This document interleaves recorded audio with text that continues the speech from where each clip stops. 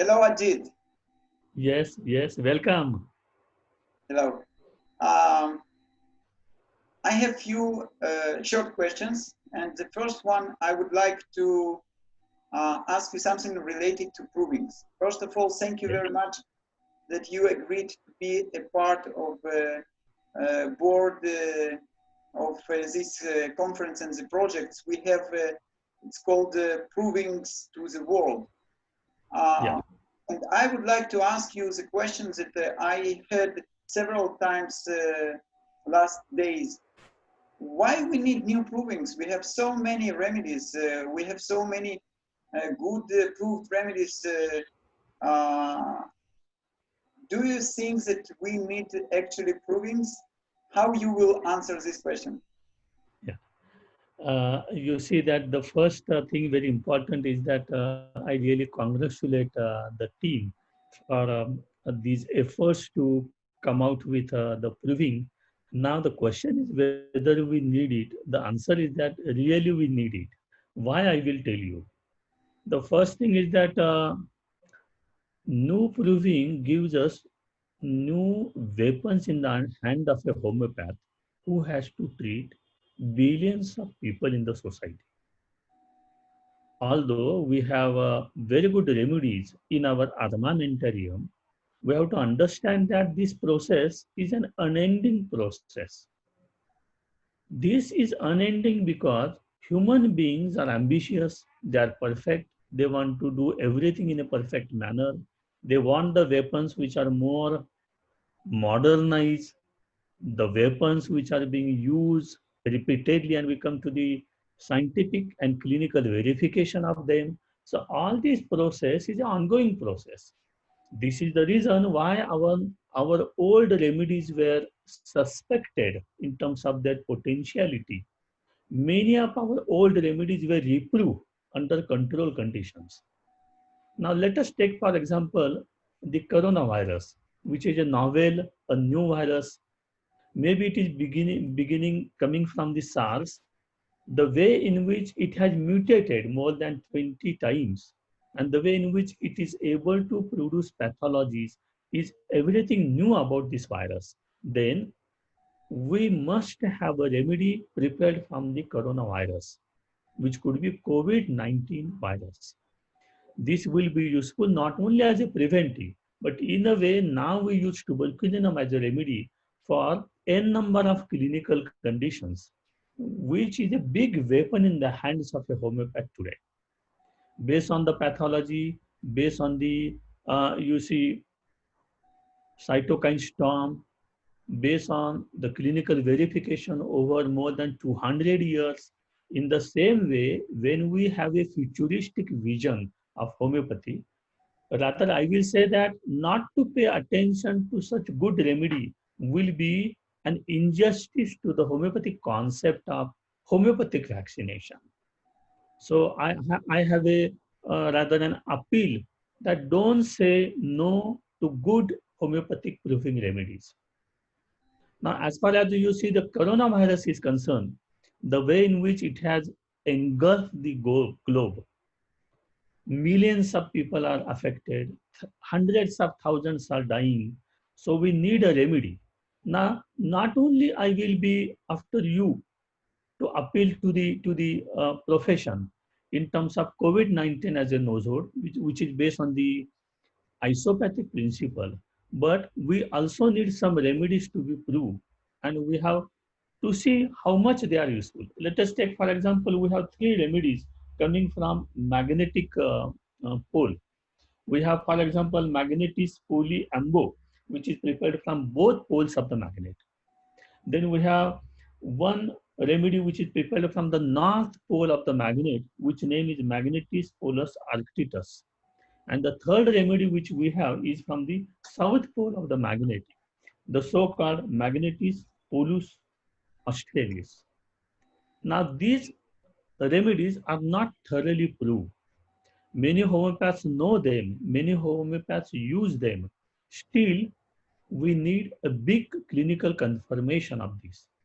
Now, you know that the recent research which has been shown as far as the space is concerned, the electromagnetic field of the earth has diminished a lot, and they suspect a lot of changes may occur all over the globe because of this weakness. It means that we as homeopaths must be prepared to do something at this particular level. So these three remedies become a part of this consideration. The fourth remedy, which I would like to be thoroughly studied through proving and clinical verification, is ionizing radiation. If you see, within a span of around 50 years, we have been exposing ourselves abundantly, profoundly, progressively towards radiation of all kinds.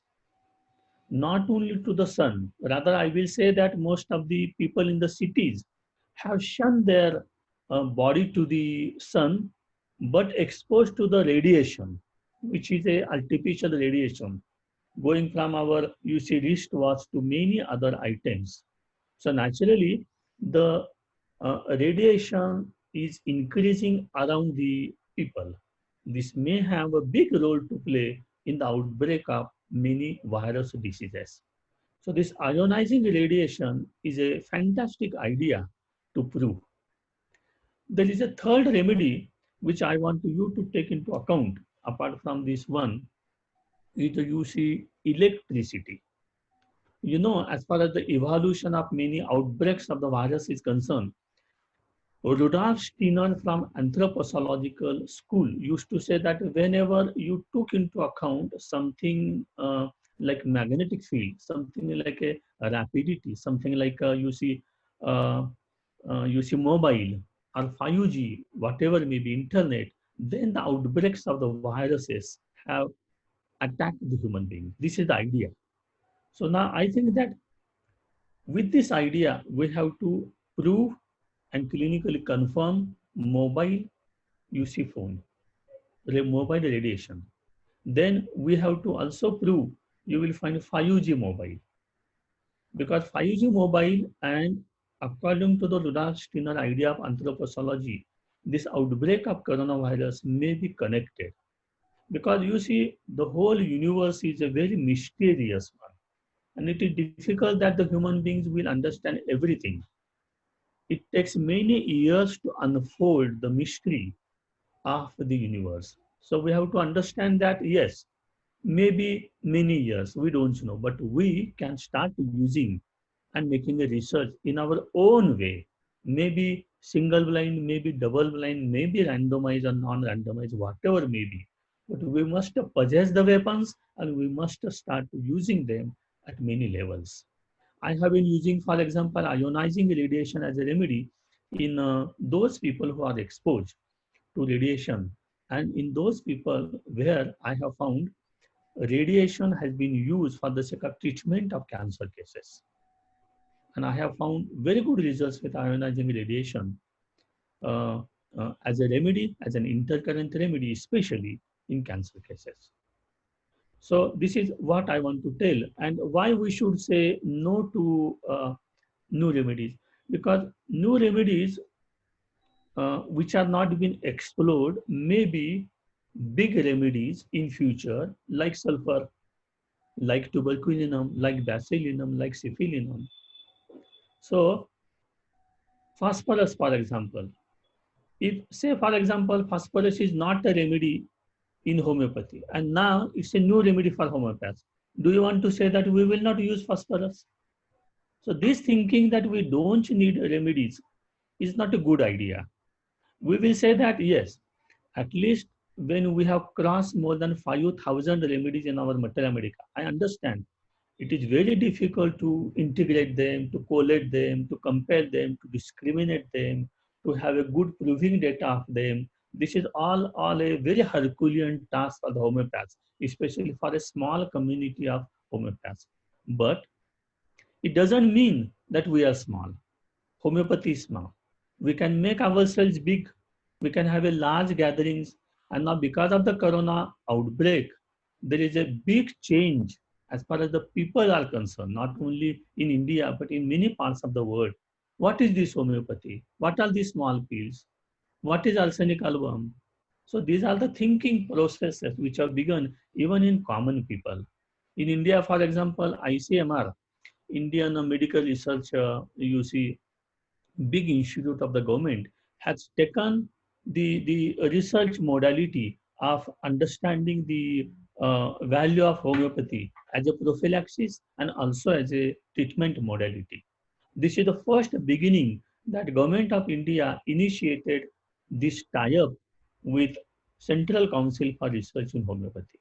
It means that new ideas will come up, new proving remedies will come up, and we need them very badly. For example, we have so many heavy metals in our you see globe, and have we exploited all the heavy metals in a very double-blind control study? No.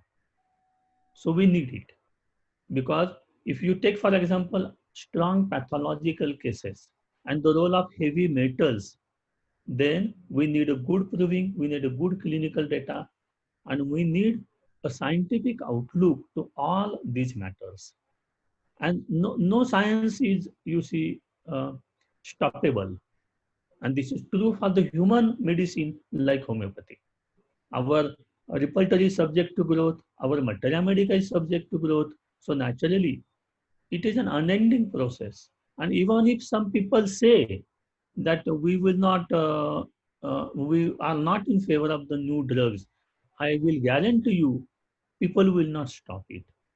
Somewhere in the world, people will go on proving new remedies because it is the need of the society. And need always is a big motivation for the people to work.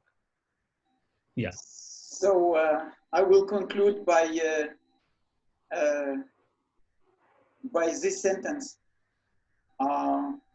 Provings must go on.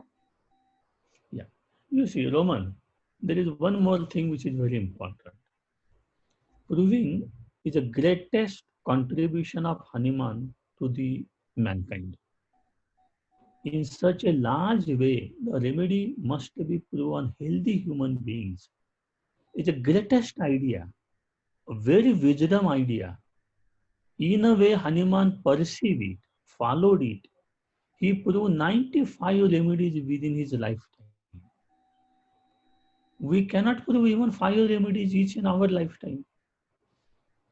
And after the proving of, you see, so many remedies, homeopathy was established. Take, for example, in Israel, there is not a single homeopathic pharmacy. What will happen to homeopaths? Oh. They cannot do anything. So final product is the remedy, the availability of a remedy. You may be very clever and intelligent to use and everything, okay, logic and everything. But if there is no remedy, we are, you see, finish. You see. Especially remedies which are very actual, and we need the new remedies for the new era, for the new time, for the new diseases. Yeah. For example, you see, to answer your question in a different way, there was a very good physician from the last generation, Dr. Ghosh, very well known from Kolkata, West Bengal in India. He proved many of the Ayurvedic remedies which were time stated over thousands of years. And they become a part of the homeopathy. For example, let us say eucalyptus, Hydrocotyl asiatica, and many other remedies which we are using almost daily in our diet also, and which are a part of the treatment also. Let us take, for example, turmeric. Turmeric was proved by Ghosh long back in Calcutta, and you have a book of this, Materia Medica of Indian drugs.